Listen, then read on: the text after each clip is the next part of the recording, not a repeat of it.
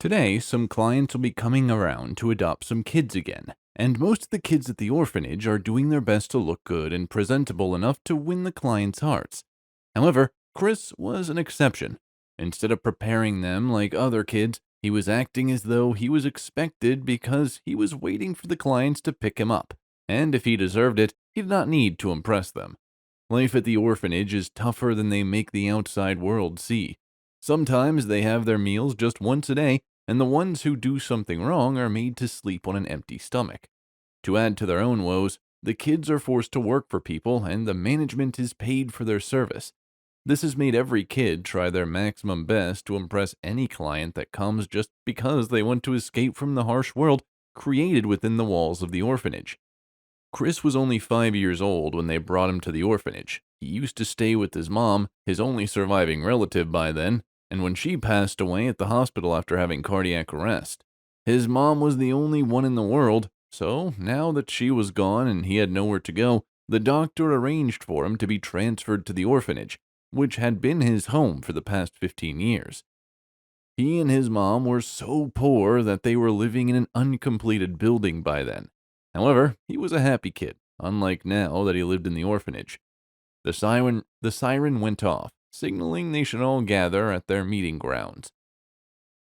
This always happens when a client is in to adopt a kid. On that particular day, they were all treated well, but resumed their everyday lives right after the client was gone with the lucky kid. There was a rule that every kid knew. That is, never to spread the news about life at the orphanage to the world, or else they would make sure that you die. Grabbing his clothes, he walked to the assembly grounds.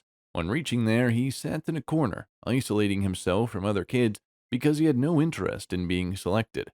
After a while, their boss, Mr. Kendall, is popularly known among the kids as a ghost killer because of her sinful nature. It was rumored among the kids that she used to sell off some stubborn kids as servants.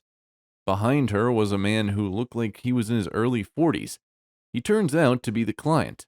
Miss Kendall asked them to greet the client, whom she addressed as Mr. Rudolph. Mr. Rudolph, here are the kids. You can check them out and choose your favorite from them. After scanning the kids for a while, he noticed Chris, who isolated himself from the others. Just then, he did what Chris had always dreaded. He asked to adopt him. To other kids at the orphanage, this would have been a great opportunity, but then Chris felt terrible about the idea of being adopted. Ever since the demise of his mom, he had long taken the orphanage as his home and never wanted to leave, irrespective of the fact that he had to go through really harsh treatment every day. He had long accepted it as his fate. "Chris, come here," she said, "and thank your adoptive dad." He heard Mrs. Kendall say, "All these kids here, why me?" Chris thought to himself as he moved to his adoptive dad.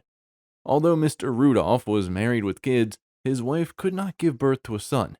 In their family, it was a rule to make the son an heir to the family properties to help keep their wealth in the family. Since the wife could not do so, he had to go and adopt. His wife Cindy was, however, opposed to the idea of adopting a kid to inherit their properties. It even led to a fight between them, which they finally had to resolve at the court.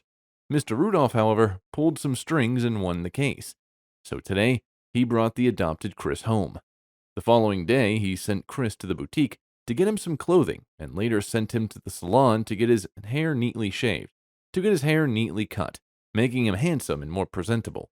However, Chris was unhappy about anything that was done for him, because the night before, Mr. Rudolph told him that he needed to change his family name to his sign. He was now his adopted son. There was one thing that he never wanted to do because he was using his mom's family name, which was the only thing that connected them after her demise. Apart from that, the sole possession his mom left him was a necklace she strictly requested that he open on his 21st birthday. He will be 21 in a few days, which means that he can finally get to open the lock on the necklace. At home, Miss Cindy was so indifferent to him. They barely communicated, and when she did, it was to scold him about a minor offense that he might have overlooked. It was as though she was intentionally trying to get him to leave the house alone by making it unbearable for him. None of this moved Chris because he had experienced worse at the orphanage. Mr. Rudolph, on the other hand, wanted him to stay at all costs. This got Chris wondering why he was adopted in the first place when there was no agreement between husband and wife on his adoption, so he decided to find out. Whenever Mr. Rudolph was not home, Miss Cindy would make him clean up the entire house to get him exhausted. He was cleaning up Mr. Rudolph's table when he saw a letter addressed to Mr. Rudolph from the orphanage. Out of curiosity, he decided to check out its content. "We have done the DNA test for Chris, and the results imply that he is your real son." The letter read, "A month ago, the orphanage added him to the hospital for a checkup, although he was not feeling well." Now everything makes sense. So Mr. Rudolph approached him because he was his real son. Why did he leave his mom to die at the hospital if he was? Why, then, did he leave him in the orphanage until now? What was his real motive then? All of these thoughts began to go wild in his mind as he placed the letter back. He needs to find out about his adoptive parents' real motive for adopting him. That night, thoughts of his mom and his discovery kept him awake, so he decided to go for a walk. But then, he had to save his walk for later because he heard his adoptive parents quarreling and it was about him, so he paused by the door to listen. "Do you think he would still accept you after discovering that you were his real dad?" he heard Miss Cindy say. "Cindy, what are you trying to say?" Mr. Rudolph said. "Do you want me to tell him how you got his mom pregnant or how his mom died? Or do you want him to know how he's going to the orphanage was planned?" "Mr. Rudolph, even as your wife, I'm so disappointed in you. How much more that you owe so much." "Okay, so let me know what you want. Can we talk this out nicely?" he heard Mr. Rudolph say. "All I want is for him to leave this house. I don't want him to inherit our properties in place of my daughter's." "He heard you," Miss Cindy said. He had heard enough of the heartbreaking secret, so he left for his room as his tears began to blindfold him. So all this while, Mr. Rudolph was manipulating his life from behind the scenes, including his mother's death. From then on, Chris decided to make Mr. Rudolph pay for all the injustices he had suffered all these years. His alarm began to go off, signaling that it was his 21st birthday. He set up this alarm so that he could check out the content of the lock on the necklace. All of these years on waiting, he would finally get to see the content of the wave. What could be inside? He began to wonder as he checked the lock to see how it could be opened. After studying it for a while, he realized he could only break it. Smashing it on the ground, he found a piece of paper in it. Picking it up, he realized it was a letter addressed to him, from his mom. "My dear Chris, by the time you read this letter, I should already be late.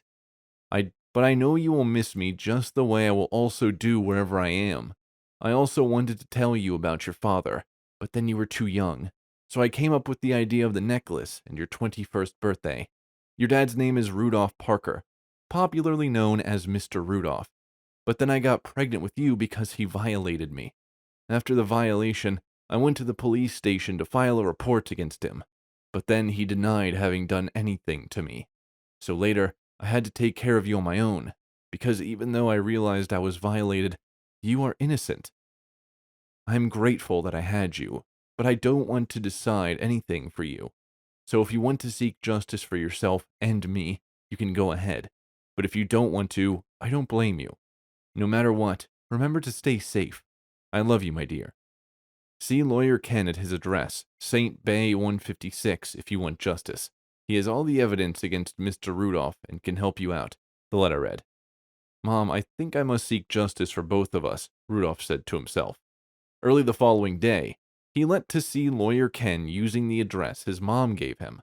It took him a while, but then he could find Lawyer Ken. After he introduced himself as the son of Julia, Lawyer Ken welcomed him warmly. He then went ahead to narrate how his life had been after his mom's demise and what he'd heard his adoptive parents saying. Lawyer Ken then asked him to leave everything to him and that he would surely bring him the justice he deserved. He was sleeping when someone knocked on the door. It was the police. They asked that everyone in the family come to the court over a case filed against them. The rest were wondering what it could be, but then Chris was silently happy for Lawyer Ken's progress. Because Mr. Rudolph was taken by surprise, he was unable to buy off a lawyer to preside over his case. No one was willing to help him regardless of the amount he offered to pay because all of the evidence was against him. In the end, Lawyer Ken won the case just as expected. Mr. Rudolph was sentenced to life imprisonment and his wife to 15 years imprisonment for being his accomplice. Chris was made to inherit Mr. Rudolph's properties as he was his legitimate child.